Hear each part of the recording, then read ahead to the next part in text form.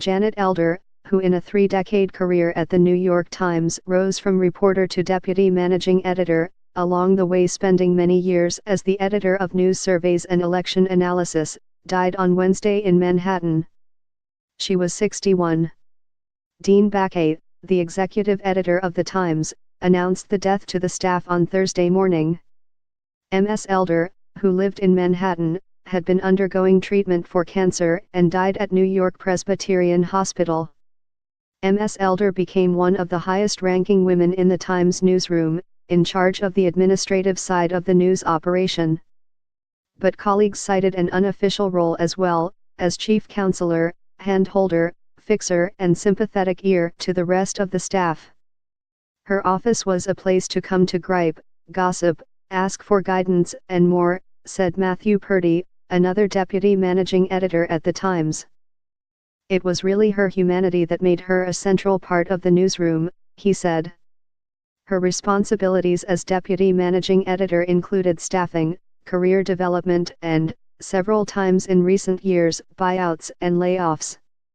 One duty was trying to make sure staff members overseas had the resources to do their jobs and were safe.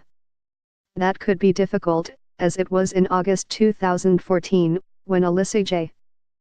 Rubin, a Times reporter, was seriously injured when a helicopter she was aboard crashed in the mountains of Iraq. Janet was just amazing at marshalling resources to get her out of there, Mr. Purdy said. Mr. Baquet called Ms. Elder one of the newsroom's most important leaders, and an advocate for women at the top of the masthead. Carolyn Ryan, an assistant managing editor, echoed that thought. Part of Janet's gift was nurturing women here, she said, and I certainly felt that very personally. Ms. Elder was born on July 6, 1956, in Poughkeepsie, NY. She received bachelor's and master's degrees at New York University.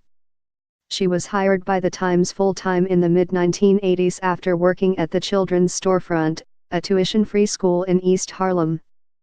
But Adam Clymer, a retired colleague who once led the paper's polling operation, said her first involvement with the paper was actually much earlier, as an interviewer on the first CBS News/Times poll, in 1975.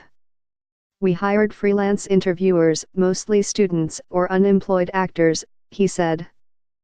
Once she joined the staff and turned to reporting, her early articles often showed her interest in social issues. She wrote about child care and parental leave, for instance, and adults with intellectual disabilities.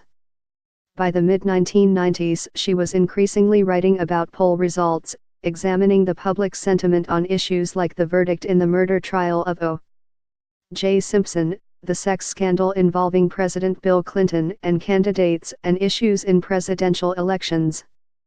Many of these articles translated the results of CBS News/New York Times polls, which were among the most highly regarded in the polling industry. She frequently shared bylines with Times political reporters on articles about how the public viewed specific elected officials, the fight against terrorism, same-sex marriage and numerous other subjects. Ms.